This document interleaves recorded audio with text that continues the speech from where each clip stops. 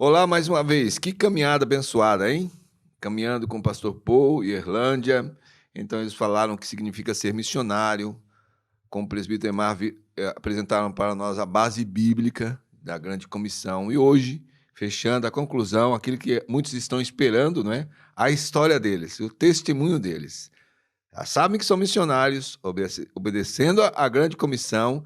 Então agora um pouquinho da história deles, né? Então, pastor missionário, a missionária, a esposa do pastor missionário, num campo missionário, né? E abençoado por igrejas que oram e realmente acompanham a caminhada dos irmãos. Mas alguns não conhecem a história de vocês. Então, pastor Paul, você primeiro, o seu testemunho, né? Desde aí, o que você já falou um pouco, né? Mas aí, falando como é que foi o chamado.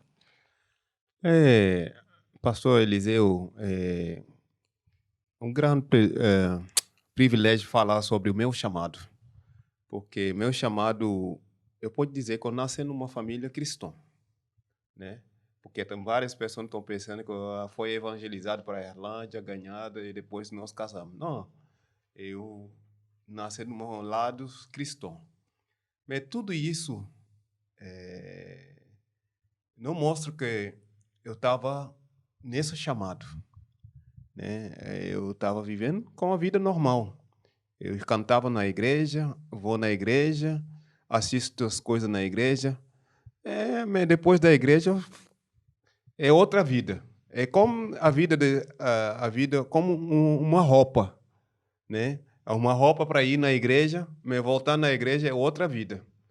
É as vidas de juventude, fazendo tudo. E depois a igreja tinha um seminário bíblico, né? Eu fui no seminário, eu gostei. O pastor pregou, eu gostei da palavra. Eu comecei a ir no segundo acampamento. Segundo acampamento, onde mesmo Deus me falou mesmo. Na palavra de Deus, nunca tive uma revelação assim. Na palavra de Deus, como eu falei, 2 Timóteo 22. Esse aí foi como se tocava meu coração mesmo. Eu comecei a chorar. Ver minha vida como se você está diante de espelho, diante do espelho que você está vendo a tua vida. Eu comecei a ver minha vida que eu estou vivendo. Eu estou dizendo que eu estou cristão, mas estou vivendo uma vida que não foi a vida digna de um cristão. Depois eu comecei a chorar, pastor. Nunca chorei assim. Eu não costumava chorar, porque o povo fala, né? Homem não chora, né? Eu chorei na base onde o seminário estava, é pertinho da nossa casa. Chorei até minha mãe escutando meu choro, quebrantando diante de Deus. Eu só querer, quebrantando diante de Deus mesmo. E depois, a partir dali, meu coração era outra coisa. Outra coisa, eu comecei a pedir desculpa ao meu irmão, que eu tinha muito raiva dela. Chamei toda a família, disse a partir de hoje eu quero. Deus fiz uma coisa na minha vida. E dizer, nós escutamos você chorando, né? Eu disse, é a palavra de Deus mesmo. A partir dali, em 2000, eu comecei a buscar poder servir no Senhor, servir no Reino. Eu comecei por chama Campus por Cristo. Aqui eu não sei, Erlândia, como chama aqui. Campus para Cristo. Campus por Cristo. Nós trabalhava com o Filho de Jesus e trabalhando com todas as igrejas. Eu trabalhei com eles durante 4 anos, quando nós trabalhava nas ruas, com as igrejas. Assim, eu comecei a pegar essa chamada mesmo, gostar e pregar o evangelho. Durante 4 anos, e depois de 4 anos eu fui para Jocum. Jocum eu fiz a primeira coisa no Jocum, eu aprendi a evangelizar com teatro, danças, coisas assim. Mas não era meu foco. Na verdade, não era muito foco para poder dançar, fazer teatro, né? Depois disso, Deus me chamou para fazer ETED mesmo. Eu fiz ETED no Mali, num país vizinho, onde eu aprendi também muitas coisas no outro país, né? Que é diferente do Senegal, que tem islamismo, onde eu tenho hoje a Boko Haram, a guerra, onde eu conheci o deserto também. Eu fiz 6 meses, depois eu voltei para lá para fazer... Liderança. Não, liderança eu fiz no Senegal. Fiz também a escola de evangelismo, né? Fez 6 meses também, onde nós saímos à noite, caso de madrugada, né, para ir orar no deserto. Orar no deserto porque não era permitido para poder evangelizar nessa terra. Aprendi cada lugar, como trabalhar cada lugar, né? Orações para Deus abrir as portas, né? E isso me fortaleceu nessa caminhada missionária, para aprender. Tem lugar que você não pode falar, você tem que usar orações, usar as amizades para poder evangelizar. E isso, quando eu vi o Brasil, eu disse, uau, porque você pode ir na rua, tem cortina na rua, pode dar livrete no ônibus, pode fazer várias coisas que você tem oportunidade aqui no Brasil para fazer. Tem outros países que você não pode fazer isso. Então, pastor, meu chamado, eu comecei isso, depois eu fui na igreja presbiteriana, congreguei na igreja presbiteriana, onde eu comecei a fazer os seminários para ser um pastor, sempre eu evangelizo. Sempre faz a como diz, a cruzada, né? Ir na aldeia, fazer uma casa em casa, porta a porta, e depois à noite nós fazemos um trabalho de evangelismo mesmo. Filme Jesus. O outro filme mesmo é em massa, para poder evangelizar. Amém. É uma coisa que está no sangue. É o chamado. É chamado. É o chamado. Está no sangue. Eu gosto muito. Eu não arrependo.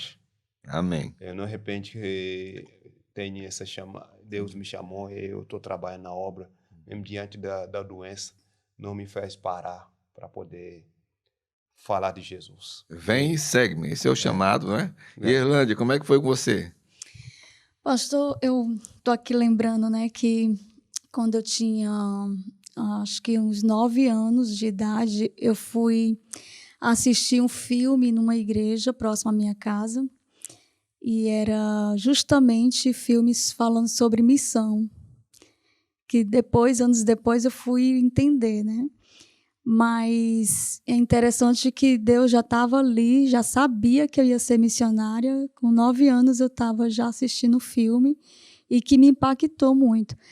E depois o meu tio se converteu, foi o primeiro da família, começou a pregar o evangelho.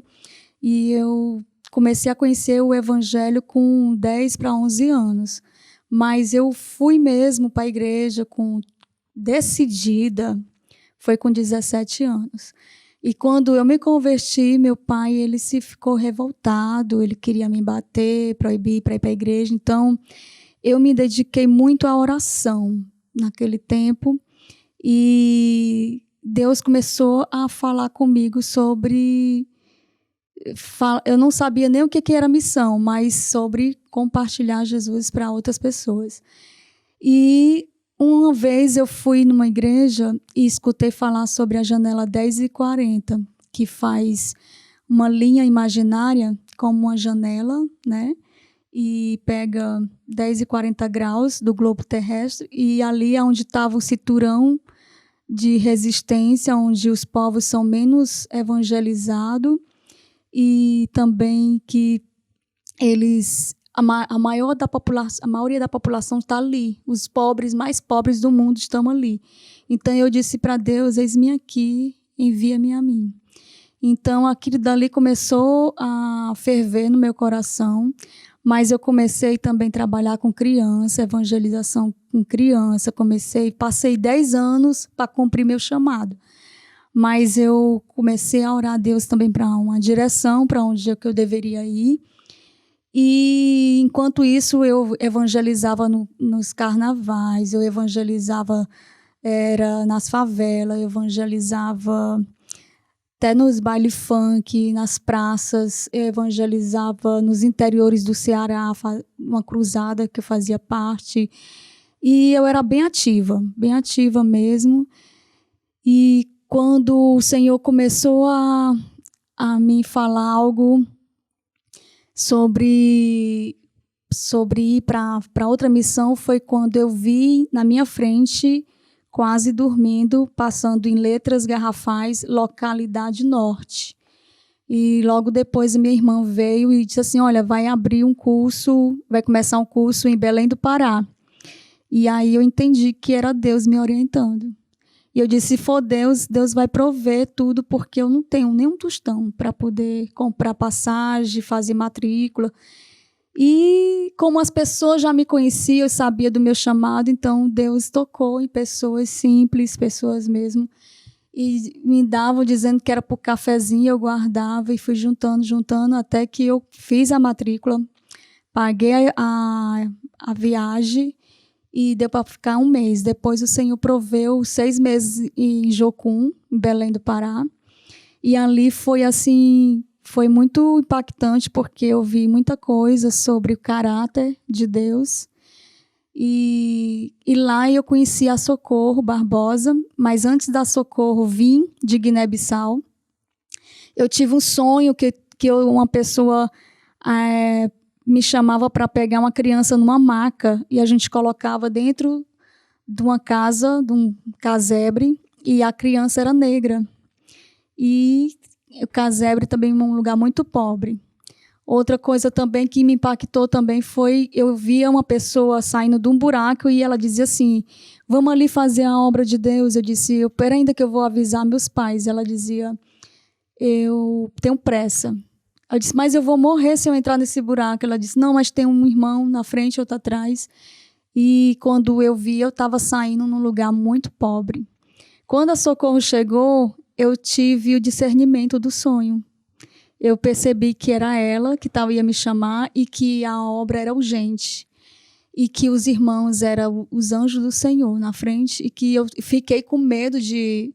Passei muitas coisas na minha cabeça de morrer com malária, de morrer com doenças tropicais, né? E fiquei com temor, mas o Senhor também... me compartilhou através da Bíblia, lendo aquela passagem de Davi, quando foi se apresentar para Saul, e ele disse, olha, eu já matei um leão, já matei um urso, e agora o Senhor me dará o gigante. E ali eu sentia que o leão era quando eu fui para a Imperatriz do Maranhão estudar, o urso quando eu fui para Belém, e que agora a África era o meu gigante, que o Senhor ia colocar as dificuldades por terra. Então, assim, foi tudo... Deus tinha que tratar comigo dessa forma, senão eu não ia. Mas você disse que conheceu o Paul, então, na Jocum. Foi, na Jocum do Senegal. Legal. E eu fui pela Jocum, mas eu fui primeiro para Guiné-Bissau. Fui numa ilha e eu fui pioneira nessa ilha, eu e a Socorro. Porque não teve mais outra pessoa que quis ir com ela, só eu. Então, essa ilha, ela tinha 9 aldeias, mas não tinha presença de nenhuma igreja, e também era uma ilha deserta que até o governo não valorizava, não ia lá, não investia nada lá. Então, era um povo muito arcaico, muito, muito antigo, preso em cerimônias, e nós chegamos lá. Nós colocamos escola, e ela atendia na área de saúde, e eu comecei a ensinar as crianças debaixo de um pé de caju. E depois a gente construiu uma escola que até hoje está lá. Nesse ano veio uma jovem que foi minha aluna fazer faculdade aqui em Fortaleza. São os frutos, né? E casou, que foi frutos, né, do começo lá. E eu fiquei até emocionada, porque eu lembrava que as crianças gritavam, achando que eu era demônio, porque não tinha visto nunca ninguém branco, nunca tinha saído da ilha, né? A ilha era 7 horas de viagem, da capital para lá. E lá, antigamente, no tempo da colonização portuguesa era um presídio, porque eles colocavam os piores ladrões para lá, porque lá não tinha como fugir.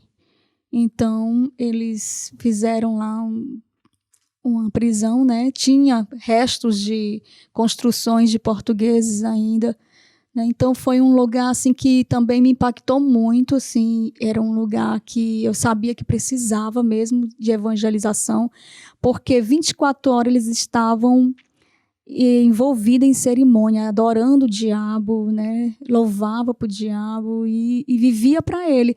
Até a miséria era notória lá, porque o que eles plantavam de arroz, eles pegavam e davam para os demônios, né? Para os espíritos que eles adoravam. Aí, antes da outra safra, eles já estavam passando fome. Então, era assim, uma ilha que precisava mesmo do evangelho. E nós chegamos lá e o evangelho mudou aquele lugar, porque as crianças começaram a aprender os louvores, a escola fazia devocional antes das aulas, e hoje eles têm uns adultos, hoje já estão gente adulta, pais, né? Porque lá eles têm filho muito cedo, que são diferentes daquele tempo que eu fui, em 2004, né? Então, assim, foi esse chamado, e muitas vezes eu pensei em desistir. Foi muito difícil, mas por causa como Deus me chamou, me revelou, e eu tinha convicção do chamado, eu não desistia. Amém. Então, isso foi muito importante, como Deus tratou comigo. Amém. Que história. A história de Deus na nossa vida, na vida da humanidade, né?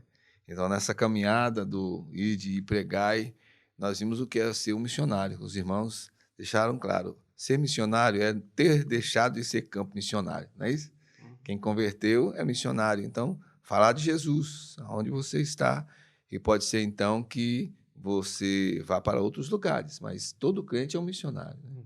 Então, a grande comissão foi Jesus quem deu. Está lá em Mateus 28, 18 a 20. Eles falaram sobre isso também. E agora dão um testemunho daqueles que obedeceram o chamado. Sabem que esse missionário tem a grande comissão, obedecem, e aí, no caso deles, levado à frente para campos missionários, né, fora do Brasil. Como disse o pastor Paul, para ele é missão local. Não é? Para ela, missão transcultural. Mas Deus tem os seus projetos e ninguém pode frustrar os planos do Senhor para que o propósito seja alcançado. Gente, que alegria ter vocês aqui durante essa caminhada. Deus abençoe. Não é?